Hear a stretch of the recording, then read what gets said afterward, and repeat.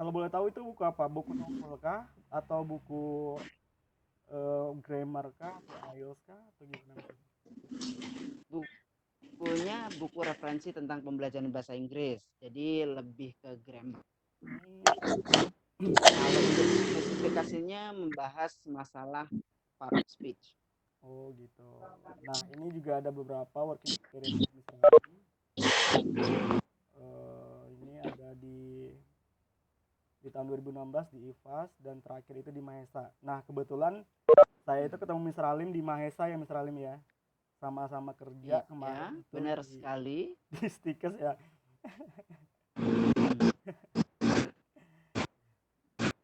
Oke untuk selanjutnya kita boleh kasih kesempatan untuk Mr. Alim memaparkan.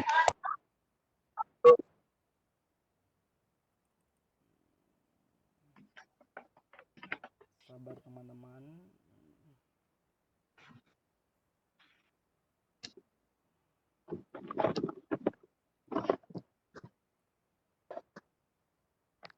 Mr. Alim kalau boleh tahu sekarang kegiatannya apa? Untuk sekarang bulan ini ya lebih tepatnya sedang mempersiapkan buku untuk publikasi berikutnya. Oh mau bikin buku lagi? Terus ya sekarang lagi proses penulisan buku untuk publikasi berikutnya. Oh di mana itu penerbitnya? Gramedia lagi kah atau gimana? Ya rencananya nanti ingin diterbitkan ke Gramedia. Gitu. Keren keren keren keren. Kemungkinan Terus selain nulis buku ada beberapa kegiatan lain yang sedang dilakukan saat ini, yaitu terjemahan naskah. Itu part time saya jadi freelancer. Jadi sembari menulis buku saya juga terjemahkan beberapa teks, kemudian juga mengajar via daring. gitu. Masih ngajar kah sekarang? Ya ngajar, tapi via daring saja Oh, via karena daring. melihat Karena pandeminya. kondisi yang seperti ini ya, jadi semua dialihkan ke online. Kira-kira berangkatnya kapan Mr. Alim ke UK? Kalau boleh tahu. Untuk saat ini belum bisa dipastikan ya, karena dari pihak LPDP sendiri juga apa ya, ada kekhawatiran terkait Hmm. masalah coronavirus. Jadi sangat disarankan bagi awardee yang sekarang belum berangkat Hmm. defer ke tahun depan jika tahun ini belum memungkinkan. Oh gitu. Jadi harus sabar-sabar lah ya.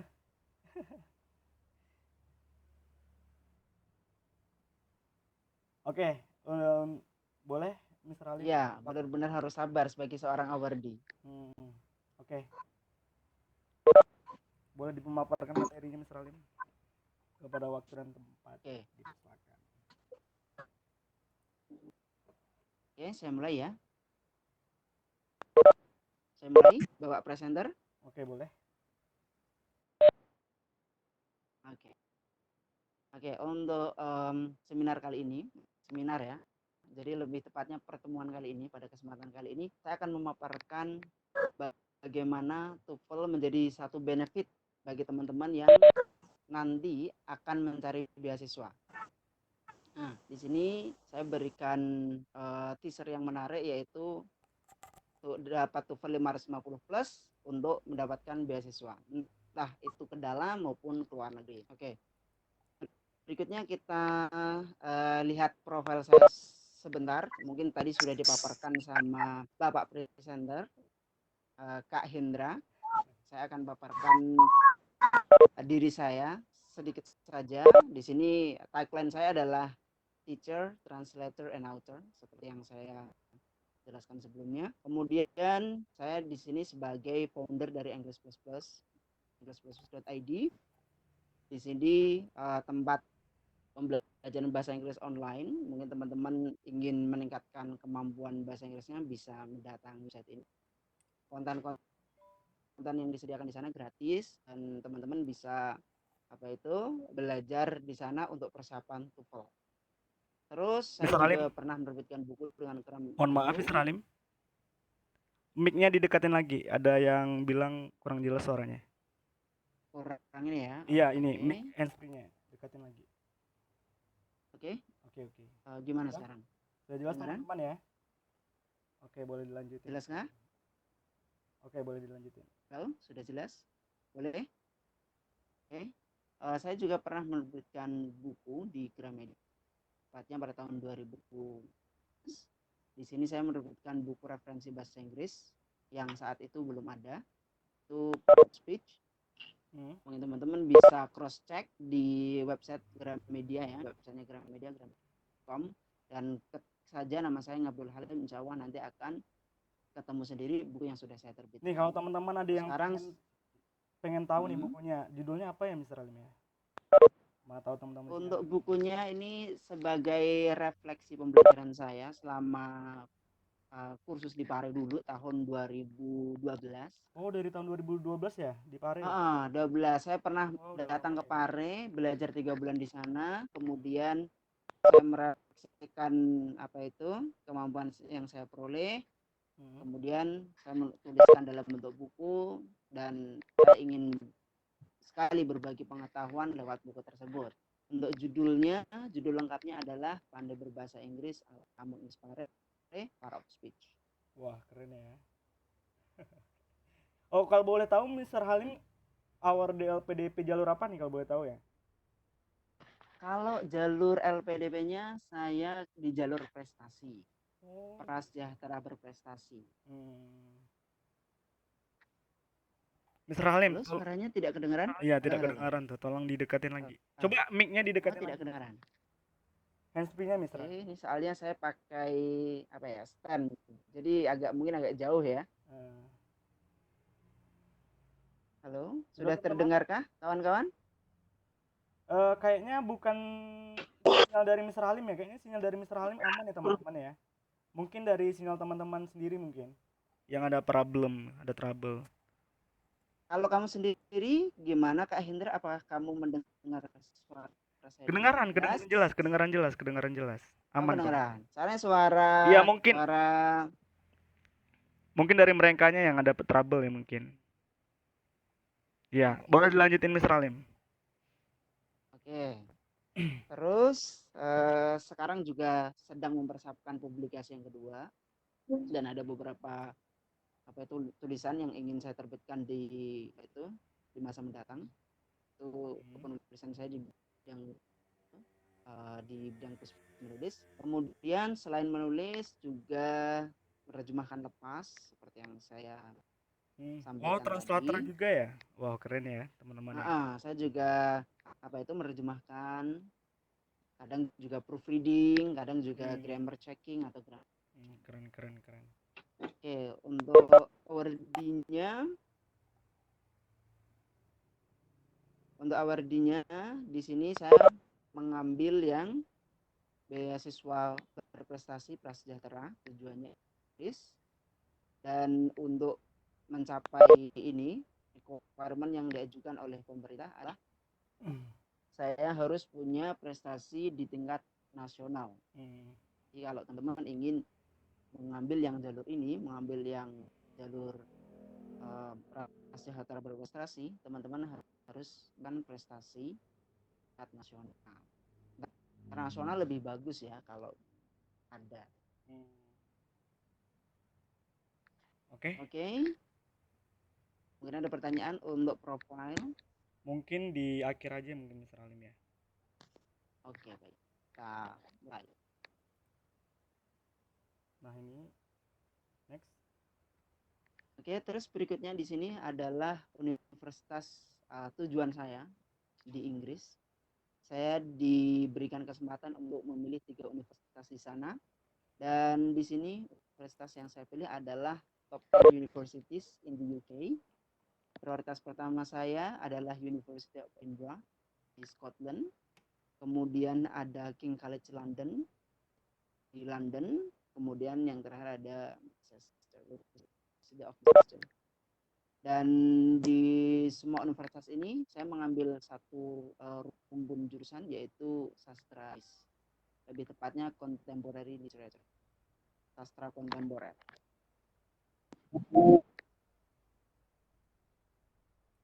Oke, bisa skip, lanjut.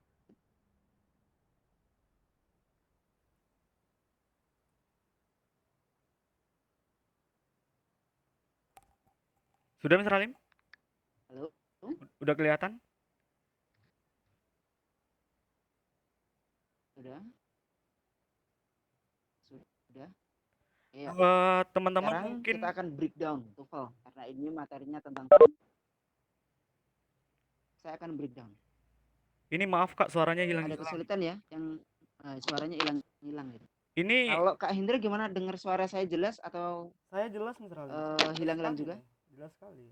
Mungkin Jelas sekali ya. teman-teman yang ada trouble mungkin Soalnya ada jaringan koneksinya mungkin nggak bagus. bisa pindah tempat mungkin Kayaknya udah aman sih. atau mungkin bisa bergeser ke Itu tempat udah ada yang lain. bilang jelas, mungkin yang ada beberapa yang trouble mungkin jaringannya mungkin ya. Heeh. Coba keluar Mungkin lagi. bisa ini ya. Join lagi mungkin.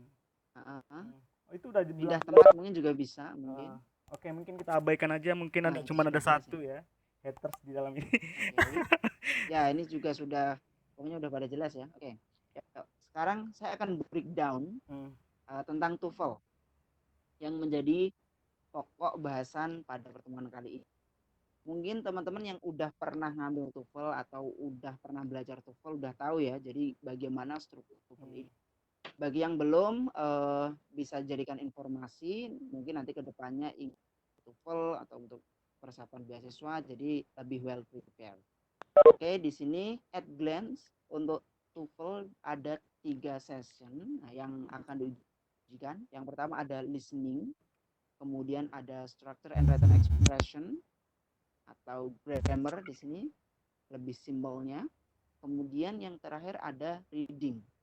Nah, untuk listening di sini teman-teman bisa lihat soal yang disajikan di sesi ini yaitu ada 50 soal. Kemudian waktunya 30 menit. Berikutnya ada structure and written expression. Di sini soal yang diberikan lebih sedikit yaitu 40 soal, tapi waktu yang diberikan juga lebih sedikit yaitu 25 menit. Kemudian sesi yang ketiga ada reading. Jumlah soal yang diberikan sama dengan listening yaitu 50, dengan total waktu yang diberikan ada 55 menit. Jadi paling banyak di antara sesi-sesi yang lain. Kalau kita total bersama di sini soal TOEFL yang diberikan ada 140 soal. Dan waktu yang diberikan adalah 110 menit. Dengan melihat perbandingan ini, saya sangat sarankan teman-teman mengerjakan satu soalnya 30 detik, tidak lebih.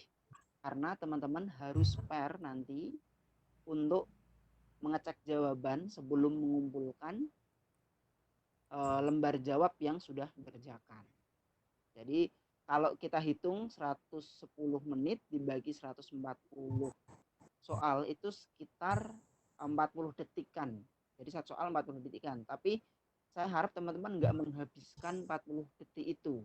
Jadi alangkah lebih bagusnya satu soal dikerjakan dalam 30 detik itu maksimal atau kurang dari itu. Misalkan 20 detik atau 25 detik. Jadi nanti sisanya akumulasinya bisa kita gunakan untuk apa itu checking jawaban kita sebelum kita kumpulkan ke awal. Oke, bisa dilanjut Kak Hendra.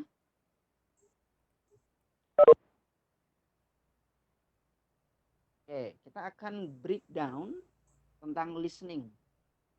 Sebagian orang di sini feel confused untuk listening ya, karena bisa jadi listening ini paling stressful daripada paling sulit sesi yang lain. Ya, paling sulit apalagi yang part B atau part C yang itu udah panjang berbentuk conversation atau monolog yang dibacakan panjang sekali, jadi langsung panik gitu. Apalagi materinya sebenarnya nggak perlu panik. Akademik ya Pak, pasti akademik. Jadi di kepala udah ini ya, belum masuk ke listening udah grogi dulu. Pokoknya udah kalau nervous, ini gitu. Kayak denger radio aja lah sih pokoknya kalau udah part 3 itu ya. Jadi harus nggak perlu panik ya teman-teman, nggak boleh panik dulu. Ternyata di sini ada tips yang bisa teman-teman gunain untuk menghadapi listening. Oke, apa aja tipsnya? Oke, yang pertama saya jelaskan. Di sini baca jawaban sebanyak mungkin saat instruksi dibacakan. Gitu. Jadi sebelum teman-teman mengerjakan soal atau melihat soal pertama, pasti teman-teman akan dibacakan instruksi.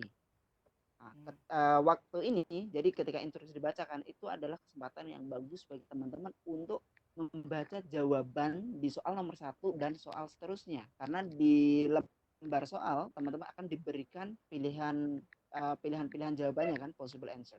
Nah, manfaatkan ketika instruksi dibacakan itu untuk membaca jawaban itu. Tapi saya sarankan bacanya sekilas aja, jangan terlalu fokus. Kenapa? Kalau nanti teman-teman terlalu fokus, saya takutnya adalah ketika soal pertama dibacakan, teman-teman malah nggak konsen, dan itu akan merusak konsentrasi teman-teman di soal berikutnya. Jadi bacanya sekilas aja. Jadi teman-teman at glance dapat, oh ini udah dibaca sekilas, nanti akan lebih mudah ketika soalnya dibaca karena udah dibaca terlebih dahulu. Gitu. Jadi sebisa mungkin di cover, jadi baca sebanyak mungkin jawaban saat instruksi itu dibacakan. Baca sebanyak mungkin, sekilas saja, nggak usah terlalu fokus, nggak terlalu stick di situ. Oke, berikutnya tip yang kedua, hindari segala sesuatu yang dapat mengganggu konsentrasi. Di sini di listening demanding banget untuk konsentrasi teman-teman. Jadi kalau teman-teman nggak konsen, nggak fokus, teman-teman akan lose. Dan sekali lose, teman-teman itu bisa merembet ke soal berikutnya. Jadi hindari memikirkan sesuatu di luar listening atau di luar audio yang sedang diputarkan. Jadi fokuskan konsentrasi teman-teman pada audionya. Fokus ke situ saja, jangan pikirkan yang lain. Karena memikirkan sesuatu di luar itu akan kemungkinan besar akan mengganggu, akan memecah konsentrasi teman-teman, akan memecah fokus teman-teman semua. Jadi lebih baik ketika soal sudah dibacakan langsung fokus ke audio. Oke, itu yang tip kedua. Terus tip ketiga,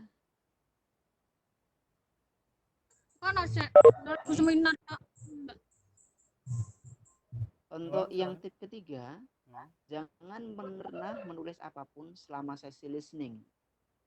Nah, ini mungkin bagi teman-teman yang sudah belajar IELTS ini agak kontradik ya dengan IELTS. Karena di IELTS itu ketika sesi listening kita diperbolehkan untuk menulis di lembar soal.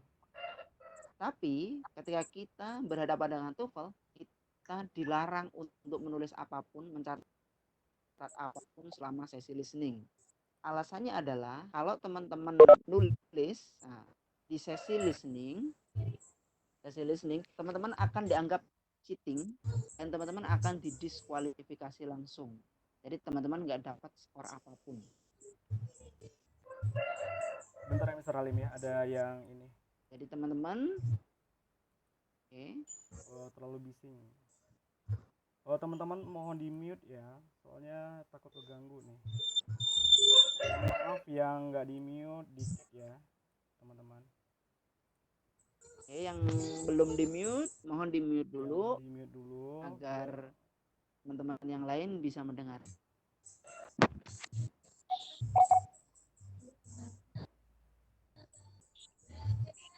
Wulandari nih.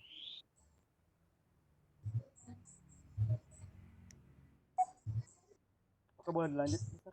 Sudah? Oke, yuk lanjut.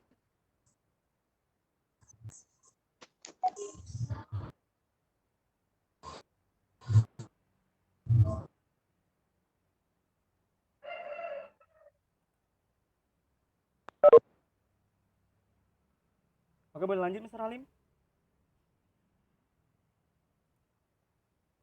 Mr. Halim?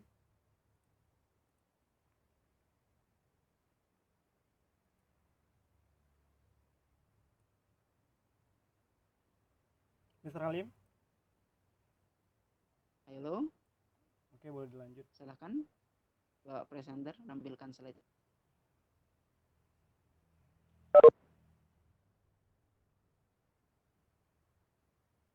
Oke, berikutnya untuk tip keempat untuk listening adalah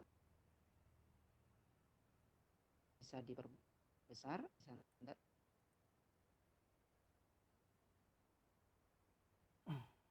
Tip keempat adalah berikan perhatian lebih pada speaker kedua.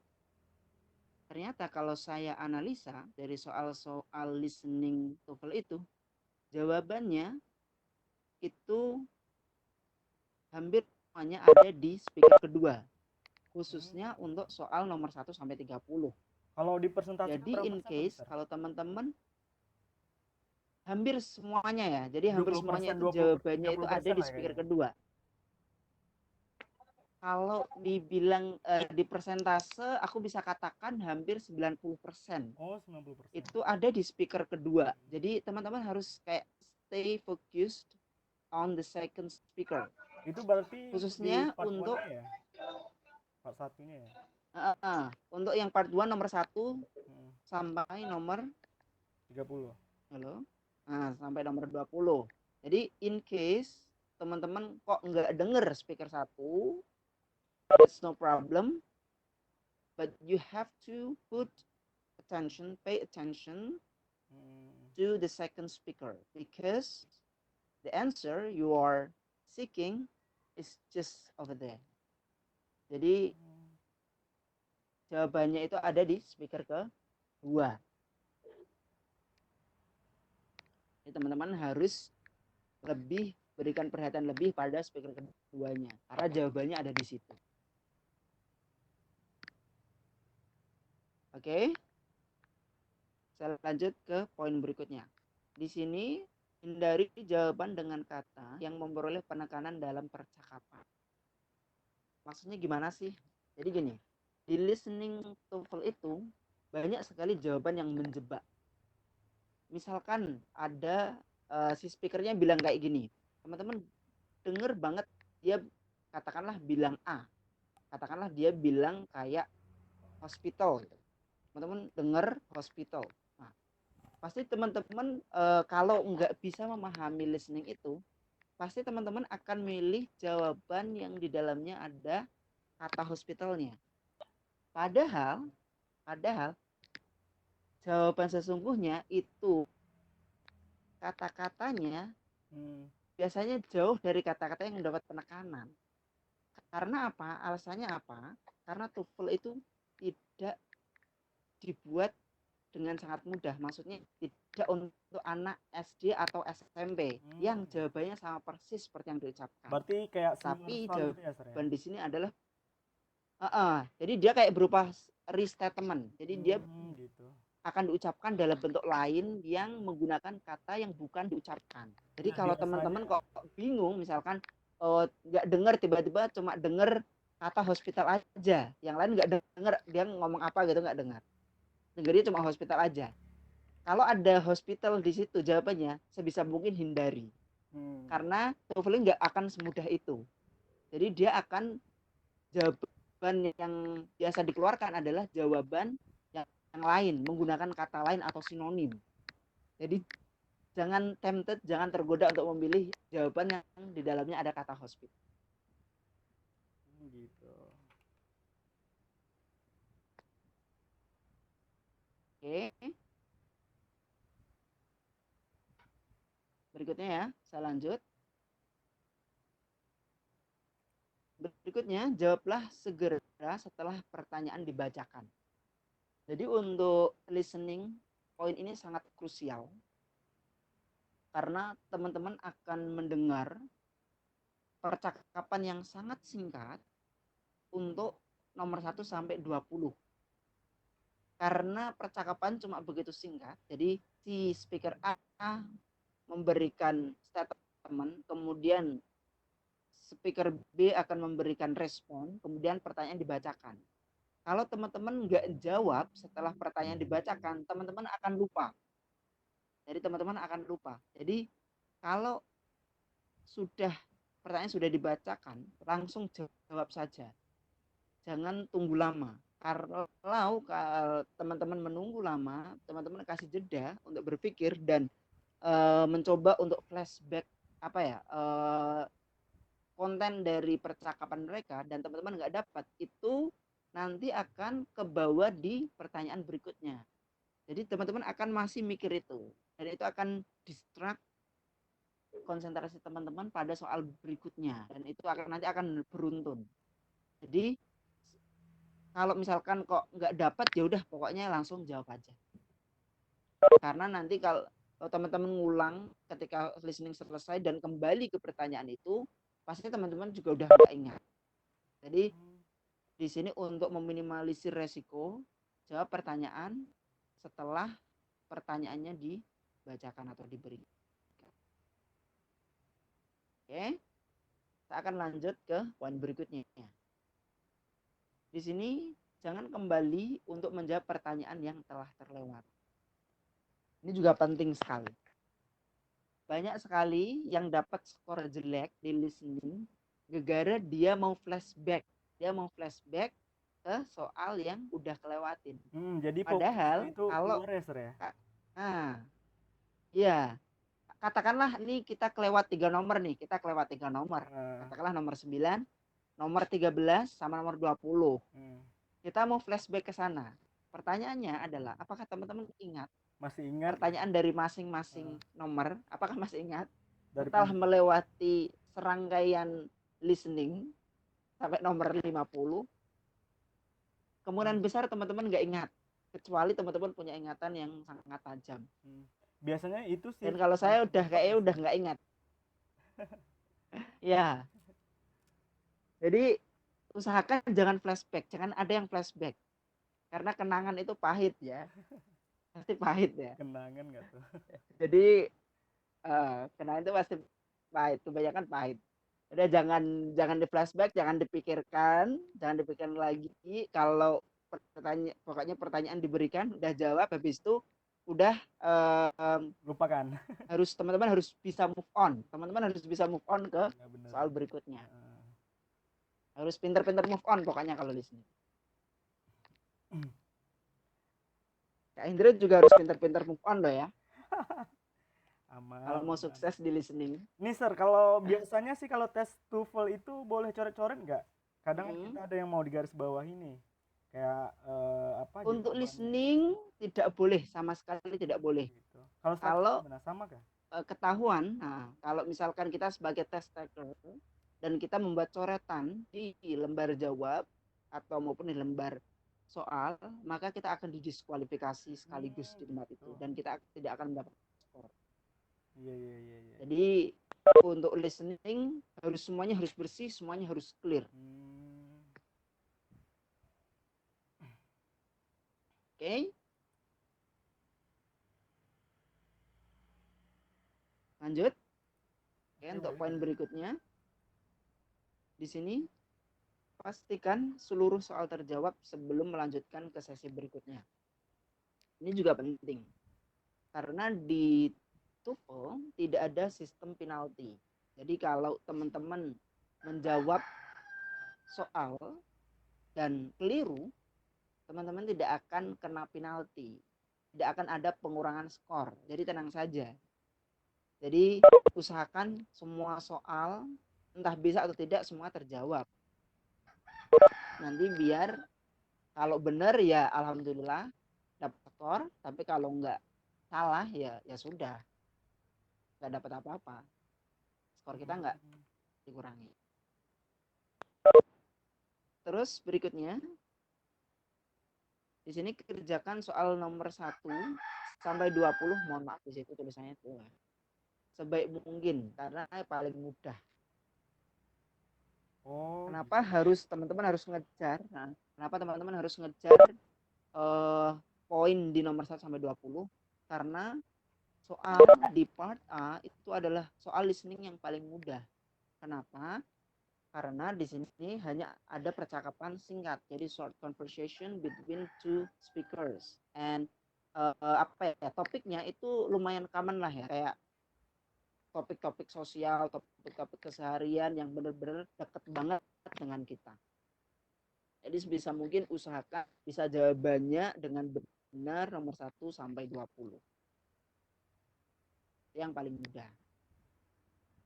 Terus untuk yang terakhir di sini yang penting sekali, teman-teman nggak boleh don't get stress. Jadi nggak boleh stres untuk listening.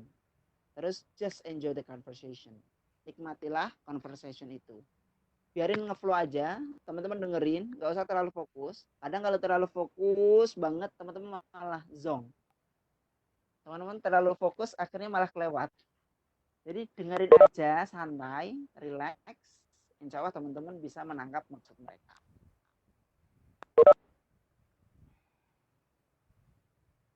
Oke, mungkin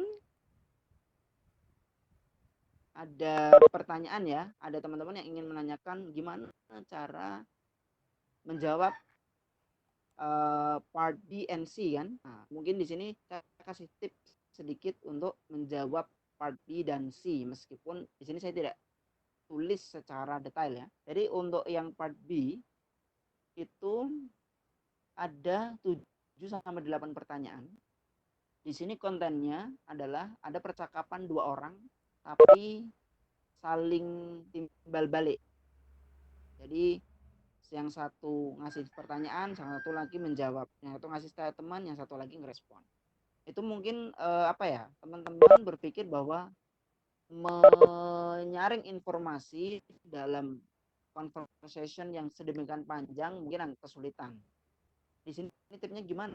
Tipsnya yang penting dengarkan percakapan mereka, enjoy saja, tangkap kira-kira apa ya larinya mereka kemana. Jadi topiknya apa, tentuin topiknya dulu. Jadi mereka tuh lagi ngomongin apa, terus habis itu larinya mereka kemana, terus coba diimajinasikan kalau mereka bicara tentang apa ya, tentang pengalaman excursion atau pengalaman studi banding, teman-teman tinggal dengerin aja, flow aja, relax aja, tanggap sebisa mungkin. Terus nanti ketika pertanyaan dibacakan, langsung segera jawab sesuai informasi yang sudah teman-teman saring dari percakapan.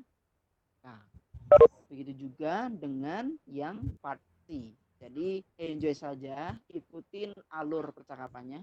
Karena biasanya TOEFL itu si speakernya punya narasi yang bagus, nada mereka bagus, pronunciasinya bagus, flowingnya bagus. Jadi teman-teman enjoy saja di situ, nikmati aja. Nanti kalau teman-teman bisa menikmati, insya Allah teman-teman bisa mendapatkan informasi.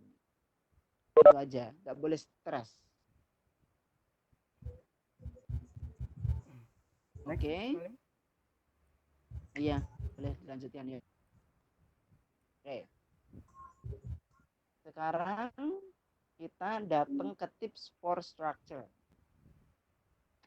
Oke, untuk structure, bagi sebagian orang menganggap grammar itu paling sulit dari semuanya. Sebagian orang menganggap listening paling sulit, sebagian lagi akan menganggap structure paling sulit. Ini bisa dipahami karena structure yang dikeluarkan di soal-soal TOEFL itu sudah mencakup materi banyak sekali. Dan sometimes kita itu nggak tahu itu materi apa ya, sehingga kita kesulitan menganalisa atau mencari jawaban yang benar. Terus di sini saya akan berbagi sedikit tips gimana cara tackling structure and written expression di TOEFL. Oke, untuk at glance strukturnya di situ nomor 1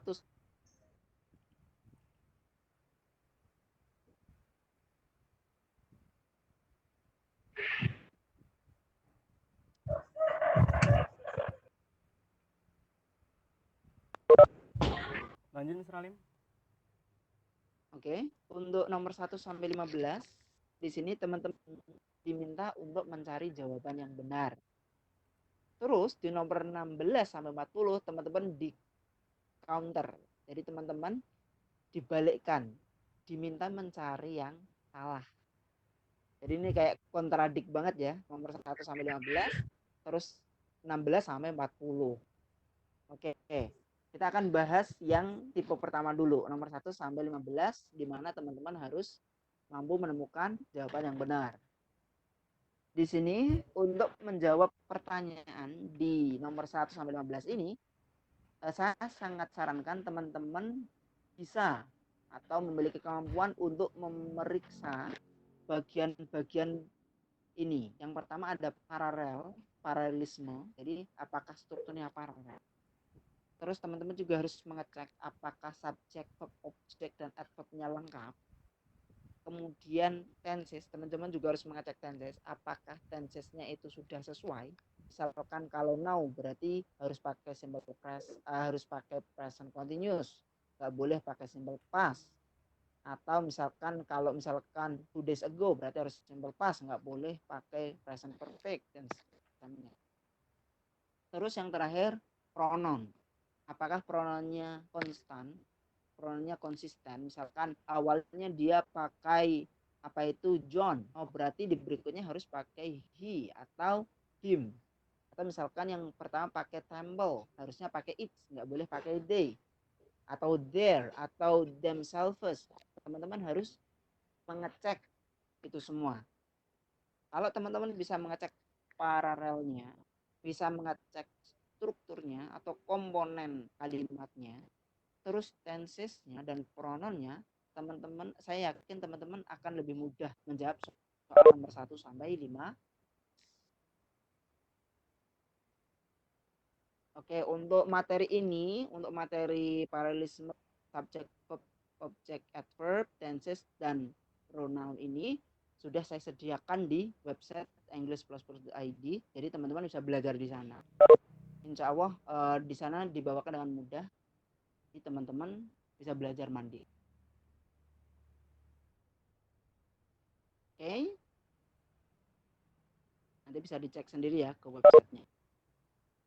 Nanti kalau ada materi yang nggak tahu bisa drop komen, insya Allah nanti Mister akan bantu untuk memahami materinya. Oke, berikutnya yang poin ketiga adalah hitung jumlah verb dan conjunctionnya, jadi conjunctionnya. Di sini sering sekali di soal nomor 1 sampai 15. Ya, tadi ada yang tanya websitenya ya. Jadi nanti bisa english++.id, english itu buat teman-teman yang mau join. Nanti mungkin bisa dibantu Kak Hendra nanti. Ditampilkan pas awal ya. Di poster sudah ada. Di poster seminar online. Oke, saya lanjut aja ya. Untuk di sini poin ketiga adalah teman-teman harus menghitung jumlah verb dan conjunctionnya. Banyak sekali soal nomor 1 sampai 15 itu hanya hitung-hitungan verb dan conjunction. Jadi teman-teman harus bisa mencari mana verb dan mana conjunctionnya. Dan teman-teman harus hitung selisihnya harus 1. Lebih banyak verbnya. Jadi harus lebih banyak verbnya. Dan selisihnya cuma 1 saja, nggak boleh lebih. Kalau teman-teman sudah bisa mencari verb dan conjunctionnya, teman-teman nanti akan lebih mudah menjawab. Pokoknya yang pertama kali itu yang diidentifikasi itu adalah verbnya ya, Sir ya. Verbnya dulu diidentifikasi, verbnya mana? Verbnya mana? Mungkin bisa dicari verb, jenis-jenis verb, terus verb 3, verb in, verb 1, verb 2, bentuknya harus diketahui dulu. Ini juga sudah saya bahas di website English++, nanti bisa belajar sendiri. Terus nanti di-compare jumlahnya dengan conjunctionnya seperti which, whom, kemudian that, dan seterusnya. Jadi tinggal dihitung aja. Kalau kok selisihnya 1, berarti nggak ada masalah di situ. Nanti analisa lanjut ke yang lain, ke bagian yang lain. Gitu, Oke. Masih structure. Kak Indra mungkin bisa kembali ke oke. Kita akan bahas poin yang keempat. Poin yang keempat di sini adalah hindari jawaban yang paling panjang. Kenapa saya minta teman-teman semua untuk menghindari jawaban yang paling panjang? Karena dalam ilmu bahasa, jika kalimat itu terlalu panjang, maka kalimat itu tidak efektif. Dalam bahasa kerennya, dalam bahasa Inggris disebut dengan wordy atau redundant. redundant. Jadi terlalu banyak kata itu nggak efektif. Jadi kalau ada misalkan ada jawaban A, B, C, D, yang D katakanlah kelewat panjang banget kalau dibandingkan A, B, C. Nah, berarti yang D itu bukan jawabannya. Itu Karena biasanya D itu yang paling nggak efektif. Berarti di nomor 1 sama 15. Jadi dia paling nggak efektif. Nah, ini untuk 1 sampai 15. Tipsnya kayak gitu. Jadi kalau ada jawaban yang panjang banget kayak kelewat panjang, udah itu eliminasi karena itu menjadi jawaban yang paling nggak efektif. Jadi lebih baik ditinggal aja. Oke. Terus di sini pertimbangkan jawaban yang paling pendek. Jadi ini respon dari poin yang keempat. Karena jawaban yang paling pendek biasanya dia yang paling efektif. Jadi dia bisa mengungkapkan satu ide dengan lebih bagus, jadi lebih kondens. Jadi nggak terlalu bertele-tele. Tapi tidak selalu ya teman-teman. Tapi ada ini seringnya jawaban yang pendek itu yang paling aktif, tapi tidak selalu. Ada juga yang kalau misalkan panjangnya antara A dan C, selisih panjangnya nggak terlalu signifikan, maka jawaban yang jawaban yang katakanlah yang paling pendek yang A, jawaban yang B dan C lebih panjang daripada A tapi nggak terlalu signifikan. Terus berarti jawaban yang B dan C ini bisa juga dipertimbangkan, bisa juga dia benar. Tapi ada kemungkinan jawaban yang paling pendek itu yang paling efektif. Karena kalau di ilmu bahasa sesuatu yang bagus itu yang sesuatu yang efektif, tidak terlalu banyak, tidak terlalu bertele-tele. Terus selanjutnya tip terakhir untuk nomor 1 sampai 15, di sini ketahui jawaban yang diminta. Jadi ada kadang kasus kayak gini, ada kalimat terumpang terus di situ dikasih because of. Berarti teman-teman harus tahu, oh berarti jawaban yang diminta apa gitu. Kalau because of berarti dia kelas katanya preposition. Berarti preposisi di sini bisa dilengkapi dengan 3 hal. Bisa dilengkapi dengan noun, kemudian bisa dilengkapi dengan pronoun, atau juga bisa dilengkapi dengan gerund verb ing. Itu kalau bentuknya because of. Kemudian bagaimana kalau bentuknya because aja? Ya nggak because of tapi because. Nah, berarti dia because itu conjunction. Berarti yang kita butuhkan adalah subject verb. Maka carilah jawaban yang di sana ada subject verb ini. Jadi teman-teman harus tahu, oh ini kira-kira apa ya yang diminta. Harus aware di sana. Oke, saya lanjut ya. Boleh. Oke, untuk nomor 16 sampai 40 di sini agak kontra dengan sampai 15. Jadi teman-teman harus bisa nyari jawaban yang salah karena tugasnya adalah error analysis. Terus apa sih yang perlu teman-teman lakukan di nomor 16 sampai 40?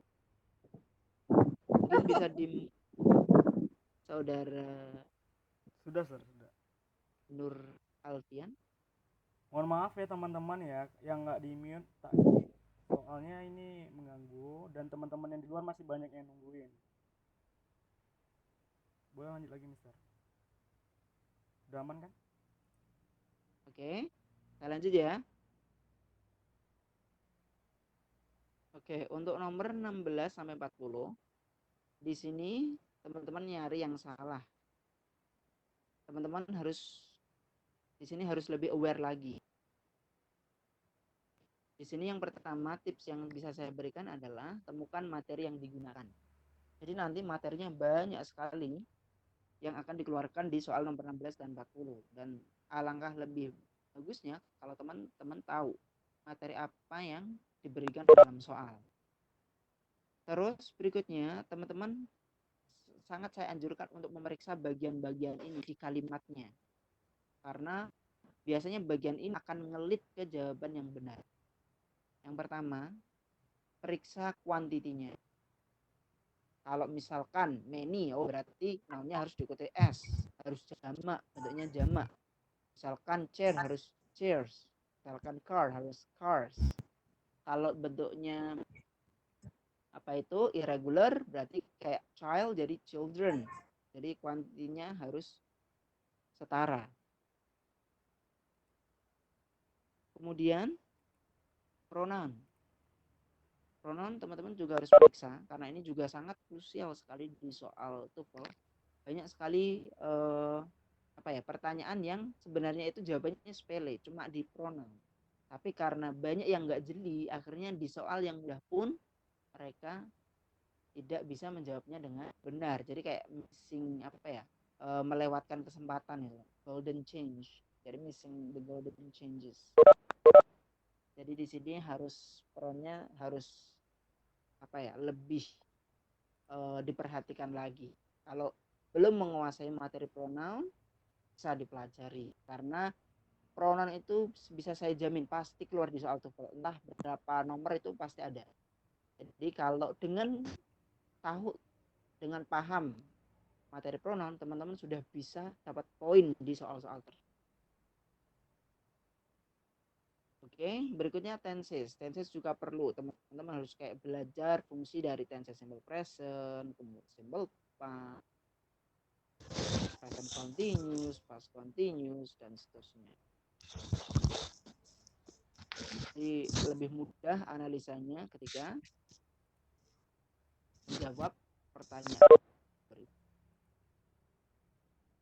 Ya, berikutnya ada paralel tadi seperti yang saya singgung. Misalkan paralelisme tadi ada misalkan kayak gini.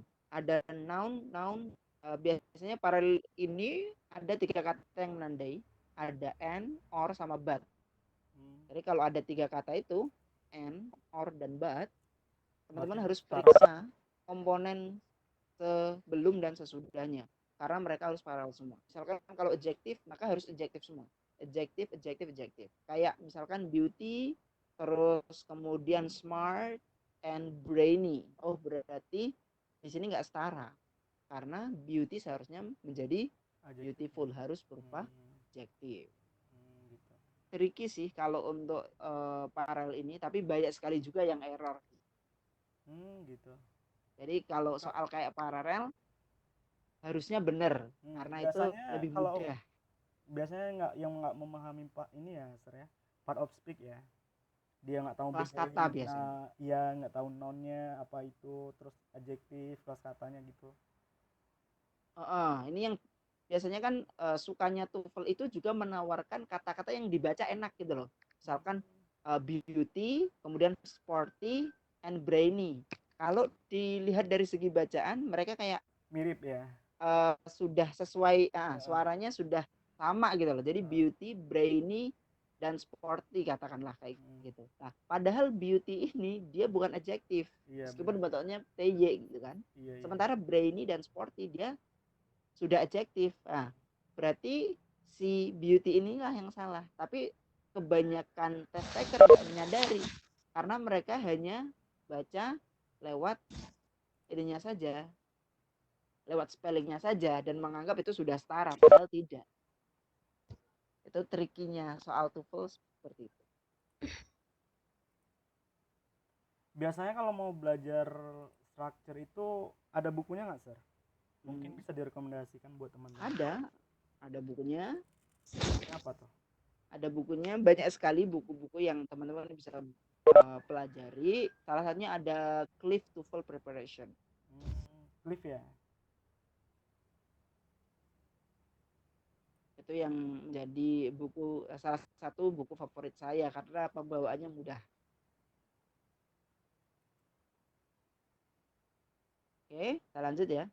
Kemudian selain paralel, di sini banyak sekali soal-soal struktur yang akan menanyakan preposisi. Contohnya ada in, at, on. Misalkan ada kalimat rumpang titik-titik di belakangnya adalah August. Jadi bulan Agustus. Pilihannya ada in, at, on, kemudian about atau around. Jadi di sini ketika kita melihat August itu bulan, berarti dia seharusnya diikuti oleh in, bukan at, bukan on, atau bukan around. Jadi teman-teman juga harus tahu preposition. Nah, dan di sini saya sangat sarankan teman-teman belajar belajar bound preposition. Jadi preposisi terikat. Biasanya yang dikeluarkan di soal structure adalah yang bound preposition. Jadi preposisi terikat yang sudah terikat dengan kata tertentu. Misalkan afraid of. Jadi afraid of itu sudah gandengan, nggak boleh diganti dengan afraid with. Kalau di bahasa Indonesia, saya takut dengan ular. Jadi saya takut dengan ular. Jadi takut dengan. Kita akan biasanya akan terjebak di situ. Jadi afraid with. Padahal dalam bahasa Inggris nggak pakai with, tapi afraid gandengannya dengan of. Jadi afraid of. Biasanya bound preposition seperti inilah yang muncul di soal-soal structure.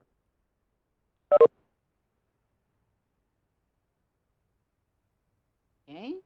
Berikutnya ada pluralitas. Nah, pluralitas di sini ada di tengah atau di akhir.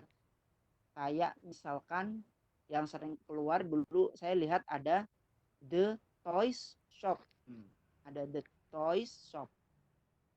Jadi ada plural tapi di tengah gitu. Di tengah frase. Seharusnya plural dalam bahasa Inggris itu ada di akhir.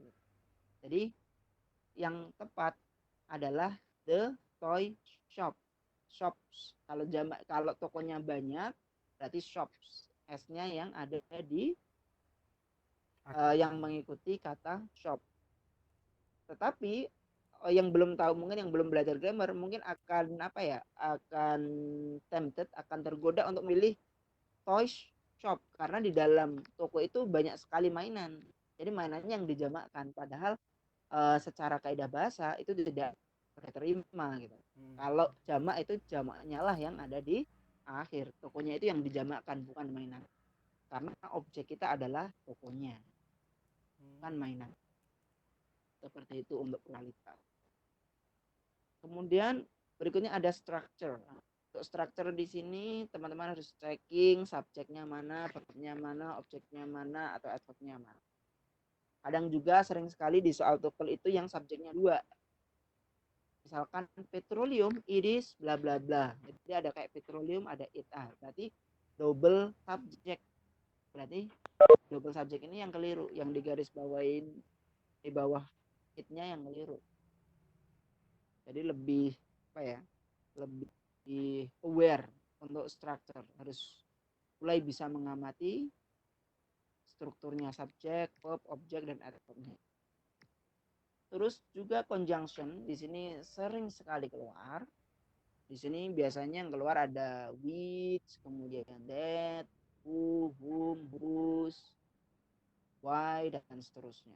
Itu ada di materi adjective clause, kemudian noun clause atau adverbial clause. Nanti bisa dipelajari di puspus.id. Jadi kalau teman-teman ada waktu silahkan belajar aja. Kemudian frase juga teman-teman pelajari bagaimana konstruksinya. Ada 8 frase dan teman-teman saya sarankan untuk belajar itu ada phrase, adjective phrase, adverbial phrase, verb phrase, preposition phrase, participle phrase, dan seterusnya. Kemudian juga pasangan. Di sini ada either or, neither nor, kemudian not only but also, dan seterusnya. Oke, untuk tip untuk structure, sebelum teman-teman ngumpulin jawaban teman-teman, usahakan cek dulu jawaban teman-teman 5 sampai 10 menit. 5 sampai 10 menit. Jadi untuk biar semuanya itu kecek semua. Kalau saya kebetulan strongest point saya di TOEFL itu ada di structure. Saya biasanya bisa mengerjakan dalam hitungan menit, paling 10 menit atau 15 menit saya sudah selesai, dan saya biasanya bisa menjawab semuanya dengan karena gampang. Kalau grammarnya sudah bisa, tinggal menganalisa aja, cepat sekali. Saya biasanya 10 menit sudah cukup lah structure itu. Itu biasanya yang paling susah itu yang nomor berapa, San? Ada ini enggak? Kalau mungkin bagi bagi yang masih awal akan tingkat kesulitannya akan lebih tinggi di nomor 16 sampai 40. Karena di sini semua materi diatak. Iya, benar. Kadang ada beberapa materi yang diincorporate dalam satu kalimat. Jadi di situ udah ada if tapi tensesnya dipertanyakan, konjungsinya dipertanyakan, dan paralelnya juga dipertanyakan. Jadi kayak double, dia harus ngecek banyak materi gitu loh. Jadi harus preposnya dia harus checking, kemudian tensesnya juga harus checking, konjungsinya harus checking, strukturnya juga harus checking. Jadi harus kayak checking semua kalau yang error analysis ini. Sir, kalau misalnya Tidak gini, serumit nomor 1 sampai 15. ada yang bilang kayak gini nih, structure itu nggak perlu diartikan katanya gitu. Kita hanya cukup baca aja. Itu benar nggak? Gimana untuk structure? Ada yang bilang gini nih, Ya. beberapa orang pernah bilang gini, structure itu nggak perlu diartikan, tapi hanya perlu kita baca dan kita analisis. Benar nggak itu? Kadang kan ada yang orang nggak tahu itu, kadang structure itu kan diartiin. Gitu, Sir. Iya. Mungkin untuk yang apa ya, beginner yang masih awal akan kesulitan ngertiin juga ya, karena banyak istilah-istilah yang ada di situ gitu loh, dan strukturnya juga kompleks banget. Jadi mereka akan kesulitan juga untuk menerjemahkan kan.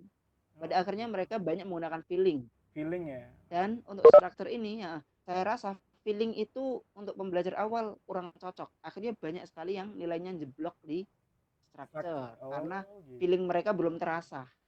Feeling mereka belum terasa. Mungkin karena untuk grammarnya. Mungkin karena mereka jarang ngedenger atau nggak ngebaca bahasa Inggris gitu ya.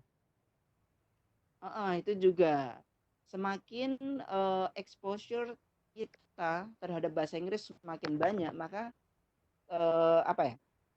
kemampuan kita terhadap bahasa Inggris juga akan semakin meningkat gitu loh. Jadi kalau teman-teman untuk saat ini masih nggak suka bahasa Inggris, masih jarang melihat media yang dalam bahasa Inggris, mendengarkan atau membaca atau menonton, mungkin gitu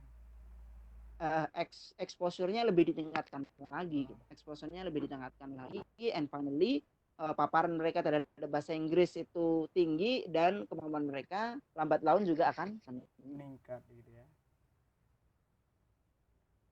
Oke. Terus kita lanjut ke tips for reading ya. Reading, kebanyakan orang aku lihat reading adalah poin utama. Jadi banyak sekali yang sudah bisa pas di sesi reading. Meskipun grammarnya belum bagus amat, listennya nggak bagus-bagus amat, tapi dia dapat skor yang lumayan tinggi di reading. Gitu. Oke, di sini teman-teman yang masih kesulitan dengan reading, saya akan kasih tipnya. Kita akan breakdown apa sih yang perlu kita persiapkan ketika kita menghadapi soal-soal reading di IELTS. Oke, yang pertama di sini biasanya pertanyaan nomor 1 atau pertanyaan yang mengawali satu paragraf adalah dia akan menanyakan topik bacaan. Apa sih topik yang dibahas? What is the text all about? Ini tentang apa? Tentang apa topik yang diberikan dalam passage. Jadi di sini teman-teman bisa nyari topik dari satu bacaan dengan cara pertama melihat kalimat awalnya. Jadi ada beberapa passage, beberapa bacaan yang topiknya itu diberikan di kalimat pertama, paragraf pertama. Jadi dengan membacanya saja teman-teman sudah tahu, oh ini akan membahas masalah arsitektur pada abad pertengahan. Jadi teman-teman sudah bisa sudah bisa mengambil topik itu di kalimat awal paragraf pertama. Tapi kadang ada juga yang topiknya itu dipecah ya di kalimat pertama, paragraf pertama, dan di kalimat terakhir paragraf itu. Jadi dia dipecah jadi dua, ada di awal dan di akhir. Teman-teman harus, kalau misalkan baca kalimat awal belum bisa menangkap topiknya, teman-teman harus lanjut ke kalimat terakhir di paragraf awal. Biasanya teman-teman akan udah dapat at glance itu tentang apa, udah dapat. Terus sometimes in some cases ya, in some circumstances, saya lihat juga ada topik yang dia dipecah di semua paragraf, khusus khususnya bacaan yang paragrafnya itu lebih dari 3, biasanya udah 4, 5 atau 7. Gitu. Biasanya topiknya dia disebar. Gimana cara menemuinya? Kalau bentuknya kayak gini, teman-teman harus membaca kalimat awal di setiap paragraf. Jadi nanti bisa summary, bisa buat summary, oh ini tentang apa. Itu yang paling sulit in worst case scenario. Jadi skenario paling buruknya, topik ini akan dipecah di kalimat awal di setiap paragraf. Jadi teman-teman harus Oke, itu untuk nyari topik bacaan atau tema bacaan. Terus yang kedua di sini ada question first. Saya punya prinsip question first, basic letter. Jadi baca dulu pertanyaannya, terus cari di bacaan. Jadi question first, teman-teman lari ke pertanyaan dulu, baca dulu yang ditanyakan apa, terus baru lari ke bacaan. Soalnya kalau teman-teman lari ke bacaan dulu, kemudian question letter, nanti takutnya buang waktu. Belum tentu yang teman-teman baca semua itu akan ditanyakan di basic, akan ditanyakan di question. Jadi saya sangat sarankan teman-teman baca pertanyaan dulu, baru nyari di bacaan. Dengan cara apa? Dengan cara skimming. Jadi dibaca dibaca loncat. Mana ya jawabannya itu terletak di mana. Jadi dibaca skimming aja. Gak usah dibaca dengan teliti dari awal sampai akhir. Kemudian hindari membaca teks secara keseluruhan. Karena membaca teks di soal TOEFL itu memakan waktu. Khususnya kalau topik-topik yang diberikan itu sesuai dengan bidang kita atau sesuai dengan interest kita. Jadi banyak sekali bacaan-bacaan di TOEFL itu yang bagus banget. Jadi bikin kita itu ingin membacanya sampai selesai. Tapi kita akan kehabisan waktu di situ. Jadi nggak usah dibaca semua, jadi langsung cari jawabannya aja. Kalau misalkan in case kita nggak bisa langsung nemuin jawabannya, ya udah mungkin baca sebelum bagian sebelum dan sesudahnya. Kita compare dengan bagian yang udah kita baca. Nanti kan jawabannya akan ketemu di situ. Kalau nggak sebelum ya sudah. Kemudian berikutnya adalah hindari jawaban yang mirip dengan bacaan. Nah, ini yang bagi yang awal-awal masih beginner sering kayak gitu. Ketahuilah teman-teman, saya beritahu bahwa soal TOEFL itu semudah soal untuk anak SD dan SMP. Jadi jangan pernah berharap kalau jawabannya itu mirip dengan bacaan, tinggal copy paste saja. Itu nggak bakal terjadi. Justru jawabannya yang diberikan dalam lembar soal adalah menggunakan sinonimnya atau dalam bentuk restatement. Jadi tidak menggunakan kata seperti yang digunakan di bacaannya. Jadi kalau teman-teman tergoda untuk jawab persis seperti yang dibacaan, mohon urungkan. Karena soal TOEFL tidak dibuat sesederhana itu. Oke. Itu poin penting. Terus berikutnya di sini carilah jawaban berupa restatement untuk pertanyaan dengan kata imply, infer, conclude, mean. Berarti kalau ada kata-kata ini, teman-teman harus cari jawaban yang berupa restatement. Dan restatement ini berarti menggunakan sinonim, bukan kata yang sudah digunakan di bacaan. Jadi lagi-lagi sinonim. Jadi kalau teman-teman pingin bagus nilai TOEFL-nya, saya sangat sarankan untuk memperbanyak sinonimnya. Karena sinonim ini nanti juga akan digunakan di listening, jawabannya juga berbentuk sinonim, di reading juga berbentuk sinonim. Jadi dengan memperbanyak kosakata atau sinonim, teman-teman akan mengerjakan. Oke. Berikutnya, pahami acuan setiap pronoun yang ditanyakan. Di sini untuk reading nanti akan banyak sekali noun yang diberikan, banyak noun yang disebar. Dan nanti teman-teman akan ketemu it, akan ketemu they, akan ketemu them, akan ketemu themselves. Jadi teman-teman harus tahu, oh it ini merujuk kemana? Apakah merujuk ke star misalkan atau merujuk ke the sun? Teman-teman harus tahu. Apakah they ini merujuk kepada the gases atau the galaxies. Jadi teman-teman paham itu juga, harus bisa peronannya dengan acuannya, dengan referensinya.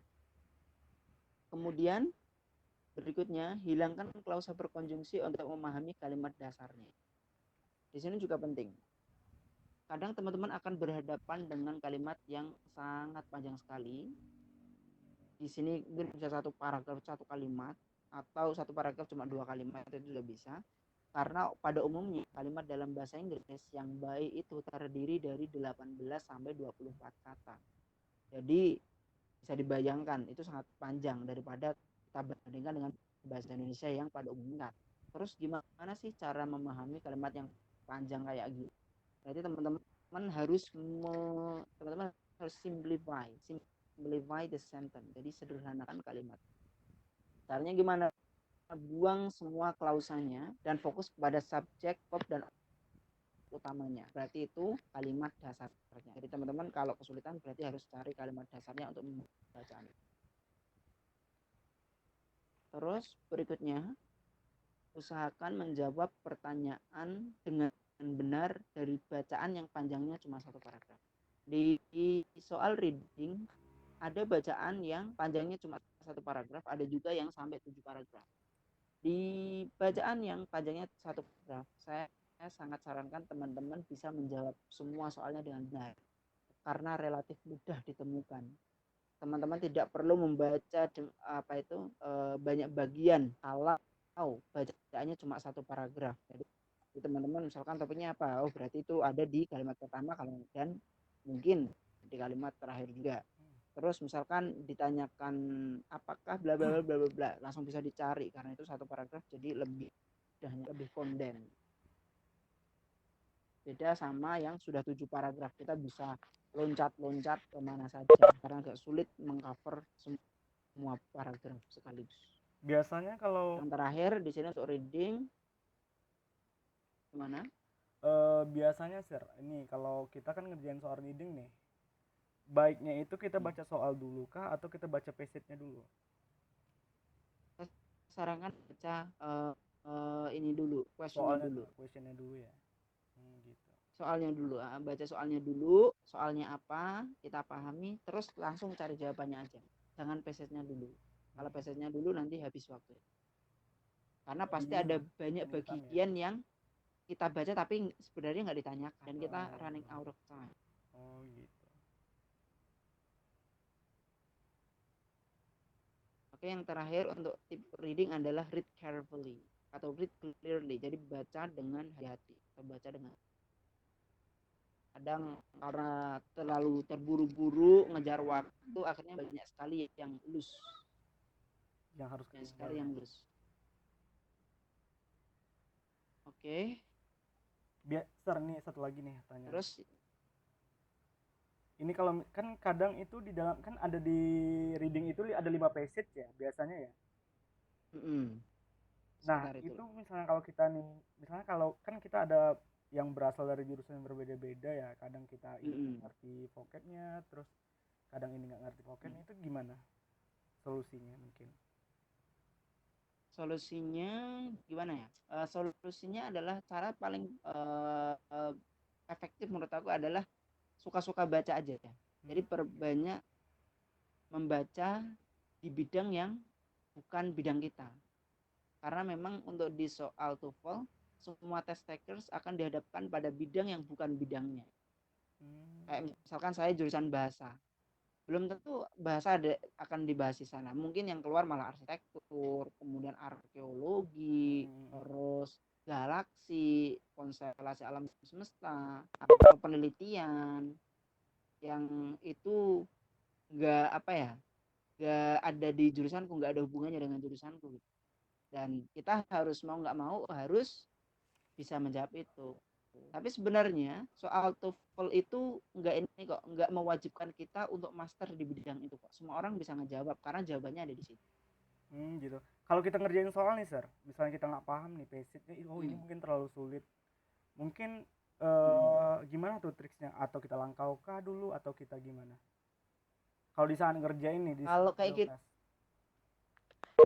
Oh iya, ini ya untuk soal reading mungkin setiap passage beda tingkat kesulitannya ya, atau mungkin setiap nomor juga beda tingkat kesulitan. Saya sangat sarankan teman-teman mengerjakan soal yang paling mudah dulu. Kalau saya pribadi, saya biasanya mengerjakan soal yang bentuknya sinonim dulu. Biasanya soal sinonim itu ada 10 nomor sampai 10 sampai 15 nomor, dan itu kan lumayan ya persentase. Dalam section reading ya? Section reading ya? Di section reading itu untuk sinonimnya saja itu sudah mencapai, saya hitung ada 10 sampai 15, dan itu 15 udah lumayan sekali. Kalau saya bisa menjawab itu dengan benar semua, berarti itu saya udah persentasenya udah lumayan.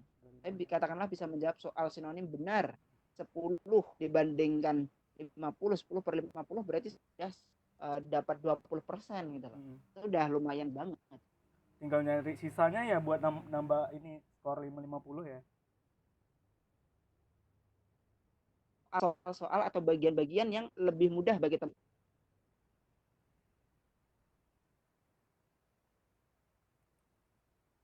Sinonimnya dari nomor 1 sampai 50. Habis itu saya lanjut mengisi yang lebih sulit. Oke, next sir.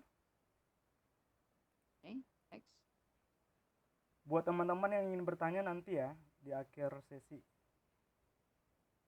Ini untuk yang tips for the test. Kalau teman-teman mau ngambil tes TOEFL khususnya yang ITP yang berbayar ya, yang bukan prediction lagi tapi yang udah ITP, dan sekarang biayanya di atas 500.000 ya. Jadi kan lumayan tuh kalau kita kalau fail ya berarti kita ngebuang duit segitu gitu loh. Meskipun ini jauh lebih murah daripada IELTS yang price tag-nya bisa sampai 3 juta. Tapi ya lumayan memang segitu. Jadi apa sih yang perlu teman-teman gitu siapin selain dari tip-tip yang sudah saya breakdown di setiap sessionnya. Untuk secara general, untuk kalau mau ngambil tes, saya sarankan untuk datang lebih awal. Jadi biar biar teman-teman itu nggak gerusa-gerus atau nggak melakukan sesuatunya dalam keadaan tergesa-gesa gitu. Soalnya kalau teman-teman tergesa-gesa pasti konsentrasi teman-teman juga buyar, udah ngadain udah kayak panik. And finally you can do your best lah, you do your best. Jadi datanglah lebih awal. Terus siapin alat tulis dan kartu identitas di malam sebelumnya. Sometimes saya melihat beberapa test takers yang dia masih masih ngeruncingin pensilnya itu di dalam ruangan gitu loh, mau tes mereka baru ngeruncingin. Jadi itu kayak menurut aku useless banget gitu loh. Siapin aja di malamnya, jadi ketika masuk ke ruangan kita udah siap semuanya, udah siap mental, sudah siap sudah siap mental, juga udah siap materinya, udah siap perlengkapannya. Kemudian berikutnya tidur yang cukup, ini juga penting. Kalau teman-teman malamnya bergadang terus nggak bisa paginya ngantuk, pas tes juga nggak akan maksimal, karena nanti itu akan mempengaruhi konsentrasi teman-teman semua. Jadi saya sarankan malamnya nggak bergadang ya, jadi belajar sampai sore aja. Misalkan kalau mau review sampai sore, terus malamnya udah nggak pegang apa-apa, jadi bisa tidur lebih awal. Terus berikutnya di sini bawa minum jika perlu. Jadi kalau teman-teman kadang keep hydrated itu penting.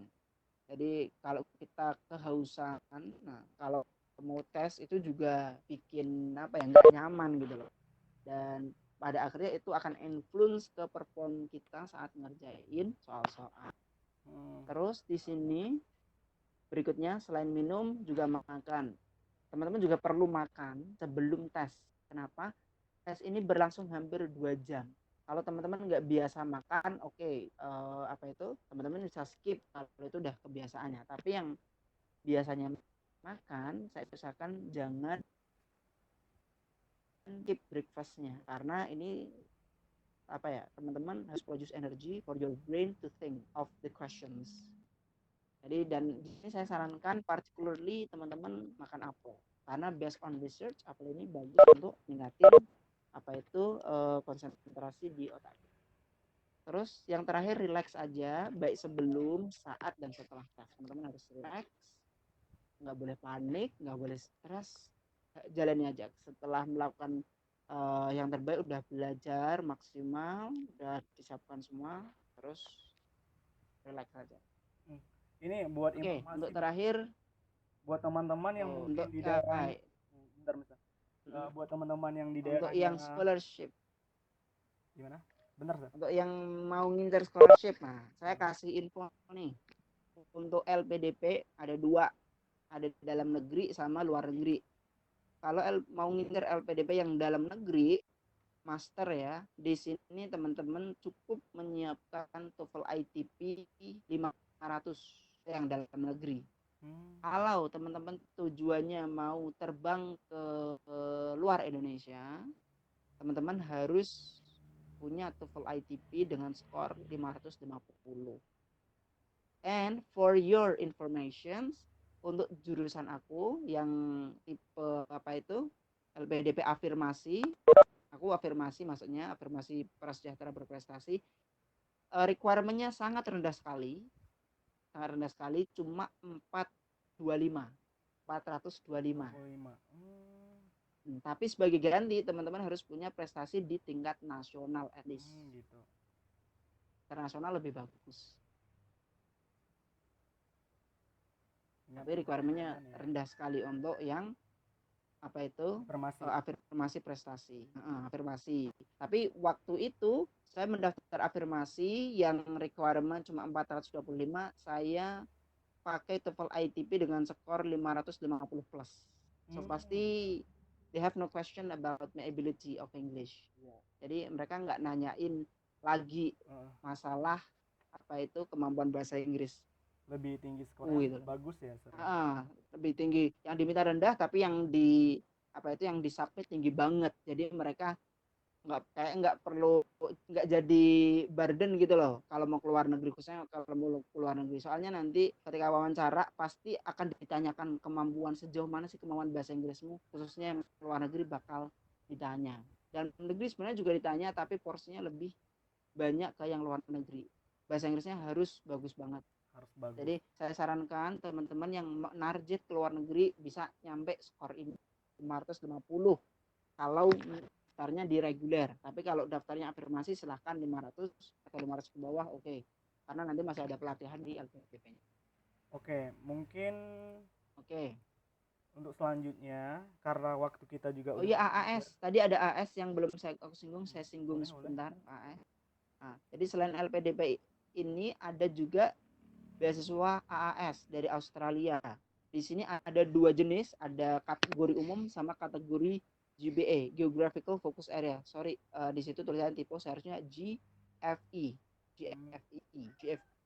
Iya, jadi Geographical Focus Area. Kalau yang pelamar umum di sini hanya diminta 525.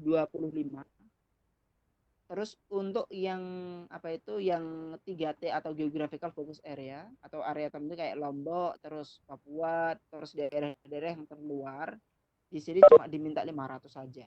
Dan of course di sini kuliahnya hanya bisa memilih universitas di Australia aja, bisa di Eropa kayak yang aku dapatin.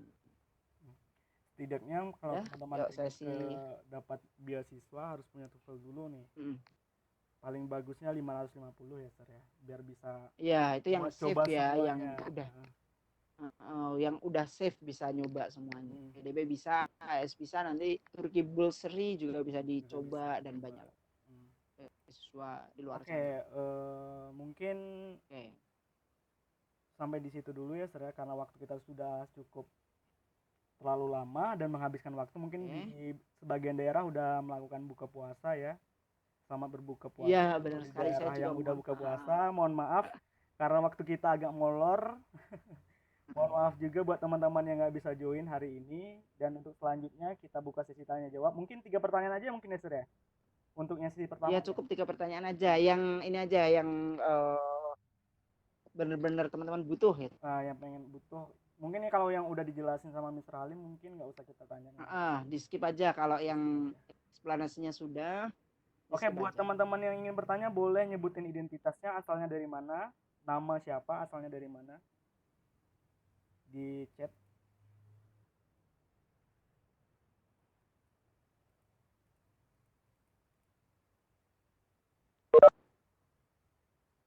Ada yang bertanya teman-teman? Bentar. Ini Halo? ada yang bertanya nih, Sir. Oke, ayo yang ada pertanyaan silahkan. Oke, ya Pak. Oh ya, buat teman-teman yang udah join di Cisco Webex dan seminar online kita, boleh sebagai bukti untuk teman-teman dapat sertifikat dari kami, boleh ntar screenshot acara kita, ntar dikabarin ke admin ya, ke narahubung yang teman-teman yang mau, yang kemarin teman-teman daftar buat join seminar online. Benar, Sir, tak bacain ya. Ini ada yang bilang, ada yang nanya nih dari mana ya?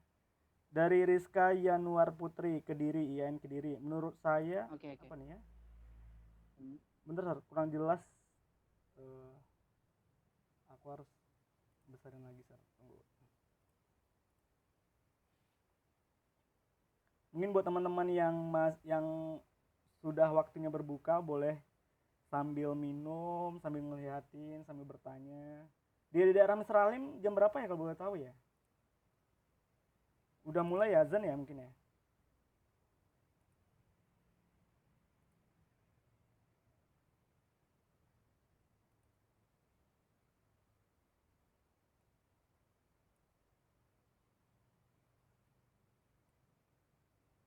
Halo, cek.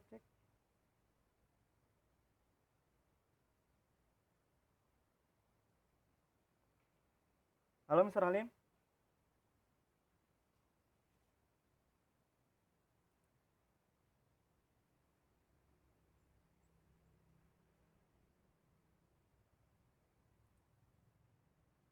Halo?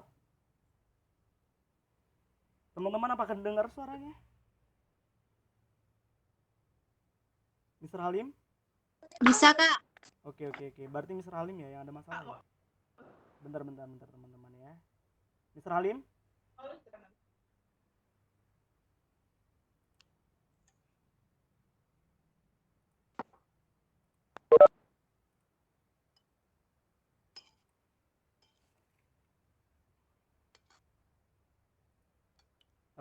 Tiba-tiba ke force logout. Ya mungkin jaringan. Ini ada pertanyaan di Mr. Halim dari Oke, ya. dari Rizka yang Putri, Gimana? asal Kediri, berasal Oke. dari IAIN Kediri. Menurut saya terkadang kan kata-kata yang ada pada tes TOEFL itu adalah kata-kata bahasa Inggris yang lumayan sulit atau jarang kita ucapkan. Mungkin, nah, atas dasar hal tersebut, bagaimana cara agar kita dapat memahami grammar atau dasar dari bahasa Inggris dengan baik dan mudah?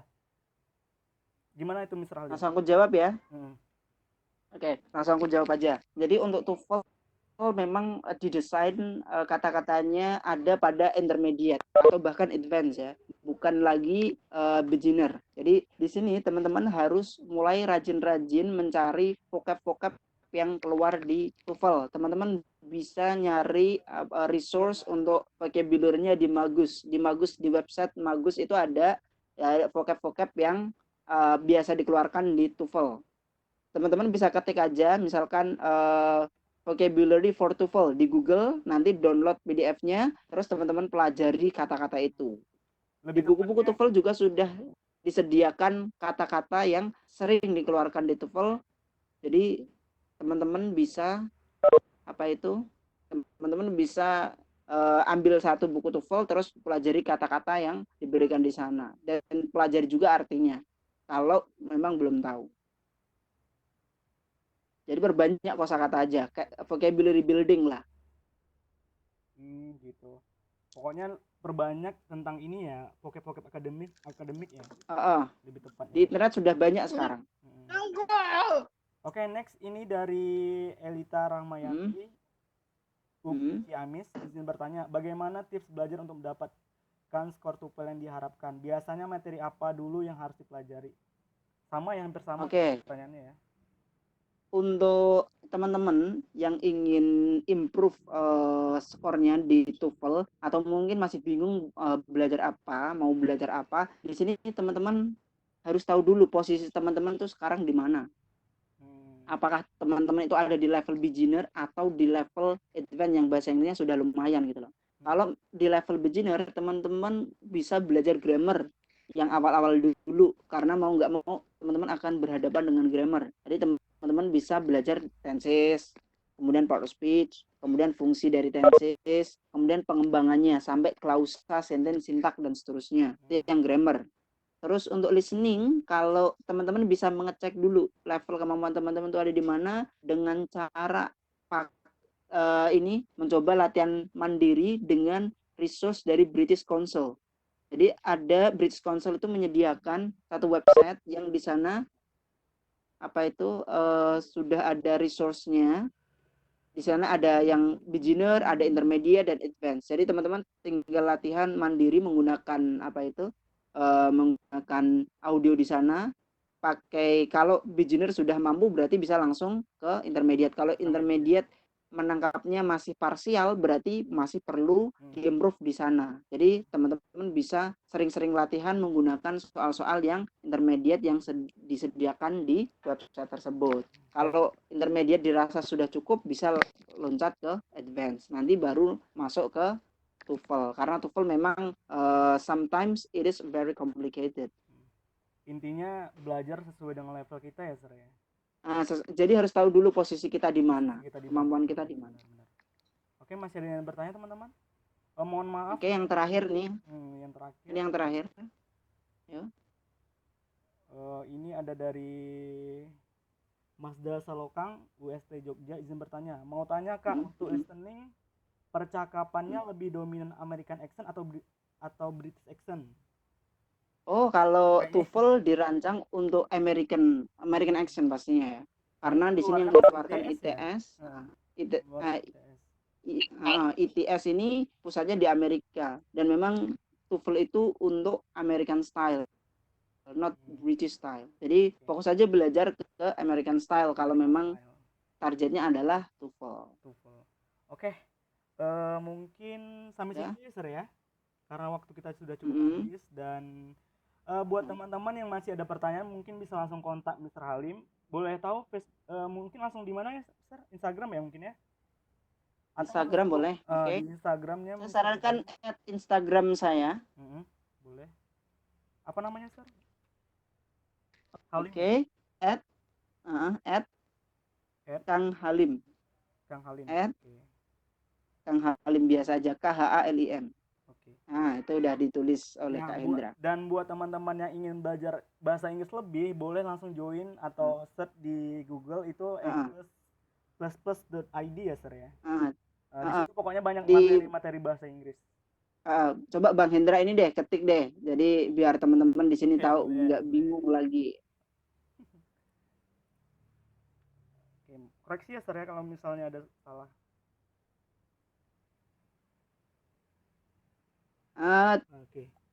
Tulisannya plus-plusnya ditulis ini aja, pakai pakai spelling PLUS plus gitu aja, plus jadi English plus ya, ini benar. Ini english++.id. Nanti silakan teman-teman main-main ke situ. Kalau ada materi yang saya sudah susun dengan saya susun sudah rapi dari awal banget yang perlu teman-teman pelajari sampai yang tingkat advance. Nanti teman-teman tinggal datang ke situ main-main. Kalau ada materi yang nggak tanyain silakan drop komen di bawahnya. Insya Allah nanti saya bantu follow up, saya bantu jelaskan. Mungkin yang mau nanya-nanya tentang beasiswa juga boleh, tentang bahasa Inggris juga boleh. Beasiswa juga boleh. Kami ucapkan terima kasih ya kepada Mr. Halim yang cukup meluangkan waktunya cukup banyak, yang menyampaikan materi dengan luar biasa ya, dan sangat bijak dan sangat bermanfaat untuk kita. Tepuk tangan untuk Mr. Halim. Semoga bermanfaat. Ya, semoga juga teman-teman bisa dapat skor yang diinginkan dan bisa dapat beasiswa ataupun mau kerja ya, Sir ya. Apalagi sekarang kan BUMN sekarang kan butuh TOEFL juga ya. Ya. Bener banget. Nah, sebelum kami tutup sesi kali ini, kami ucapkan terima kasih kepada teman-teman yang sudah join. Mohon maaf nih, kebetulan Cisco Webex cuma nyediain 100 orang aja. Jadi kita tuh sebenarnya, Sir, kita udah overload sebenarnya di ITC. Sebenarnya sudah sampai 1000-an lebih yang daftar. Tapi mohon maaf sekali lagi, bagi teman-teman yang nggak bisa join, mungkin di lain waktu ya, mungkin ya, Sir ya. Kalau Mr. Halim mungkin ada waktu, mungkin bisa kita ulang lagi. Ya, nanti coaching bareng lah. gitu. belajar bareng. Pokoknya teman-teman sekali lagi mohon maaf kami sebagai penyelenggara ya Sir ya, ada kendala-kendala mungkin sinyal nggak bagus mungkin atau audio nggak bagus, ada yang keganggu dan lain-lain. Nah, Khususnya kendala teknis ya. ya kendala teknis. Mungkin untuk yang Kendala teknis. mungkin yang teman-teman yang sudah join mungkin bisa screenshot dan kirim ntar ke CP aja ke adminnya ntar sebagai bukti buat dapatin sertifikat. Terima kasih Mr. Halim atas waktunya. Selamat berbuka bagi yang berpuasa. Wassalamualaikum warahmatullahi wabarakatuh. Waalaikumsalam warahmatullahi wabarakatuh. Bye bye teman-teman. Bye bye semuanya. Bye.